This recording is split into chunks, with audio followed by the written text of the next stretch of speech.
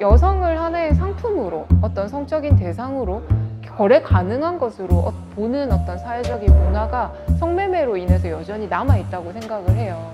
실제로 어떤 남성들의 얘기를 들어보면 이런 얘기도 해요. 그러니까 술을 먹고 다음날 회사에 출근하면은 자기 컨디션이나 여러 면에서 지장이 있기 때문에 술을 먹고 스트레스를 해소하기보다는 자기는 성매매를 통해서 스트레스를 해소하는 편이 더 낫다고 생각한다. 여자친구를 말하자면 소위 꼬셔서 데이트 비용을 대어가면서 호텔에서 말하자면 성관계를 가지는 것보다 성매매를 하는 게 가성비 측면에서는 더 낫다고 생각한다. 이런 얘기를 아무렇지 않게 하는 거예요. 자신의 욕구를 해소하는 수단으로, 어떤 성적인 대상이나 자원으로만 여성을 바라보고 있다는 것에 다름 아니라는 것이죠. 그래서 이게 남성 하나의 개인의 일탈이나 이런 것이 아니라 너무나 광범위한 어떤 남성 문화라는 점에 일단은 경각심을 가져야 된다고 생각해요. 친구들이 그런 자기의 상구매 경험을 얘기했을 때 반추해 보건데 뭔가 되게 그거를 아무렇지 않은 일을 얘기하듯이 얘기했었고, 그게 뭐 가끔은 영웅담처럼 뭐 내가 여기까지 해봤다 막 이런 거가 될 때도 있고 이렇잖아요. 남성들이 여성들이랑 있다가 그냥 되게 평범하게 보이는데, 그 남성들이 또 다른 남성 집단에 들어갔을 때 되게 많이 변하는 걸 너무 많이 봤거든요.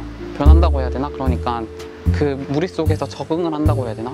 성매매 문화라는 것은 남자라면은 누구나 다양한 형태의 성경험이 있어야 되고, 그런 어떤 성매매를 통해서 성경험을 하는 것 또한 남성성으로 진입하는 것이라고 보는 통념. 그래서 굉장히 폭력적이고 집단적인 남성 문화의 한 형태가 성매매 문화라고 볼 수 있는 거죠. 군대 있을 때 군대 선임이 훈련소에 가서도 이제 이야기 그 집단의 권력축이 있잖아요. 근데 권력축이 보통 성매매를 한 사람들이 이끌어가고, 남성 사회에 진입하고 남자로서 인정받는 과정 자체가 성매매라는 제도를 통해서 이루어지는 것 같다는 생각이 들어요. 그리고 굉장히 보통은 남성 카르텔이라고 얘기를 하는데, 그런 어떤 접대라든지 그리고 뇌물이라든지 이런 것들을 제공하는 방식을, 여성의 몸을 거래하는 방식을 통해서 자신들의 어떤 이익이라든지 그런 어떤 담합이라든지 이런 것들을 이루는 결과를 초래하기도 하고요. 2차, 3차 회식 자리에 꼭 있어야 되는 룸살롱 같은 데를 가거나 어떤 여성을 선택해서 성구매까지 가는 그런 게 완연하다고. 결국 여성들을 인격체로 존중하는 게 아니라 그냥 약간 물건처럼, 내가 회식 자리에 꼭 있어야 되는 약간 안주처럼 생각을 하니까.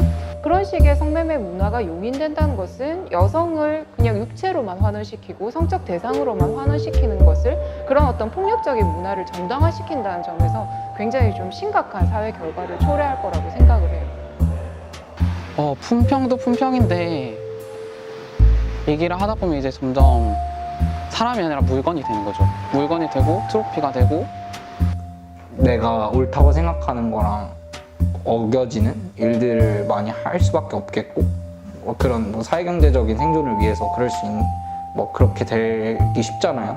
그런 성접대 문화라든지 이런 거에 되게 안일해지고 무던해지고. 저는 성매매 안 하는 남성이 전체 남성의 10%가 안 된다고 생각합니다. 한국 남성의 성구매율이 2명 중 1명이라고 하는데 50%가 넘는다고 하는 것은, 이것은 정말 심각한 문제거든요. 근데 제가 남성들에게 물어보면 그게 아니래요. 거의 한 70~80%는 될걸? 이렇게 얘기를 한다는 거죠. 그 말은 꼭 자기가 성구매를 하지 않더라도 남자라면 누구나 성구매를 한다라는 통념이 이미 깔려 있다는 것을 말하거든요. 성매매라는 착취 형태로 여성을 취급할 때 여성은 끊임없이 저 여자는 소위 말하자면 당해도 싼 여자, 저 여자는 타락했기 때문에 이 사회에서 보호할 가치가 없는 여자, 이런 식으로 끊임없이 성녀와 창녀의 이분법을 만들어내는 어떤 기제가 성매매라는 제도를 통해서 실현이 된다고 보거든요. 그래서 이런 것들이 여성을 결국은 좀 분열시키고 남성 지배 혹은 가부장적인 지배를 좀 정당화시키는 결과로서 작용을 해왔던 것이 지금까지 어떤 성매매라는 제도가 남아있는 원인이라고 생각도 해요. 그러니까 이런 것들을 좀 자연스러운 것으로, 그리고 정당한 것으로, 남성의 성욕을 해소하기 위한 장치로서 정당한 것으로, 그리고 우리 사회에 성매매라는 산업이 있는 것이 정상적인 것으로 용인이 되는 것이 문제라고 생각을 합니다. 살인이나 도둑질이 없어지는 사회를 상상할 수는 없잖아요. 그렇지만 그것이 있어야 한다, 필요하기다 이런 식으로 우리는 표현하지 않아요. 성매매도 마찬가지라는 것이죠.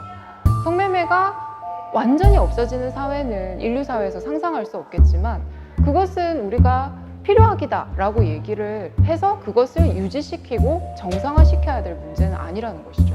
성매매는 모든 여성의 문제예요. 우리는 운이 좋아서 살아남은 것처럼 운이 좋아서 혹은 여러 자원들이 있기 때문에 성매매라는 현장에 있지 않게 된 것일 뿐이라고 생각하거든요. 성매매 문제는 나와 바로 연결되어 있는 문제라고 생각하는 인식 그리고 관심이 저는 1차적으로 굉장히 중요하다고 생각하고요. 두 번째는 성매매가 여성폭력의 한 형태라는 것을 분명하게 인식하는 부분들 또한 중요하다고 생각을 해요. 2000년, 2002년 부산 대명동 계북동 화재 참사를 거치면서 이 화재 참사가 단순히 우발적인 사건이 아니라 어떤 성매매 업소에서 여성들이 어떤 착취적인 상황에 있는지를 세상에 알리는 역할을 또 여성단체들이 하기 시작했고요. 그렇게 하면서 성매매 방지법의 새로운 어떤 제정을 주도하는 운동들이 있어 왔었죠. 2000년대 초반에. 그렇게 하면서 지금 현재는 성매매 문제 해결을 위한 전국연대라든지 이런 여러 연대체들과 여성단체들의 목소리들이 모여서 성매매도 성폭력이나 가정폭력과 마찬가지로 여성에 대한 폭력이다 라는 것들을 주장하는 어떤 목소리들이 굉장히 커졌습니다. 그렇게 하면서 2004년도에 성매매 방지법이 시행이 됐고 그러니까 성매매 피해자의 성매매는 처벌하지 않지만 성매매 행위에 있어서 성매매 여성을 처벌하는 조항이 남아있기 때문에 성매매 여성의 비범죄화와 성매매 문제의 원인은 수요에 있기 때문에 이 수요 차단과 성산업 착취 구조 해체를 위한 어떤 반성매매 운동을 계속해 나가고 있는 상황입니다. 우리들이 할 수 있는 당장의 일들이 많거든요. 그러니까 성매매 업소라든지 그런 어떤 유흥업소의 간판이라든지 광고 그리고 우리가 사실은 스팸 메일로 그리고 유튜브라든지 SNS를 통해서 너무나 많이 접하게 되는 성매매와 관련한 정보들에 대해서 그냥 넘어가지 않고 신고를 하거나 문제 제기를 하거나 이런 것들을 왜 제대로 처벌하거나 처리하지 않는가에 대해서 국가에 그리고 이 사회에 문제 제기를 하는 어떤 실천들 또한 되게 중요하다고 생각을 해요. 그래서 우리 모두가 하나의 어떤 성산업 혹은 착취 구조를 감시할 수 있는 눈이 돼야 된다고 생각하고요. 그리고 또 실질적으로 현장에서 여성들을 지원하는 단체들의 후원을 하는 것. 네, 후원은 최고의 연대죠. 네, 그래서 그런 부분들도 중요하다고 생각을 합니다.